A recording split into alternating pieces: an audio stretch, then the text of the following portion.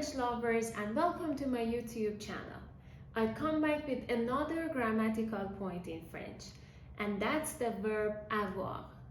Do you know completely the conjugation of the verb avoir in French?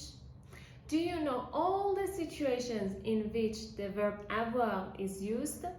If you don't know, that's okay. Subscribe and watch this video till the end. We start with the conjugation of the verb avoir. Listen and repeat after me. J'ai, tu as, il a, elle a, nous avons, vous avez, ils ont, elles ont.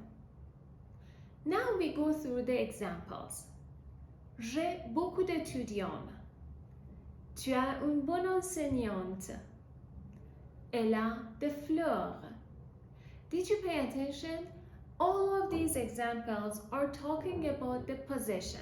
So number one, we use the grammar of avoir for talking about our possession.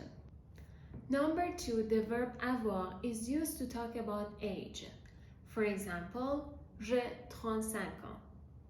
Tu as 20 ans. Elle a 19 ans. And number three, the verb avoir is used to talk about physical condition.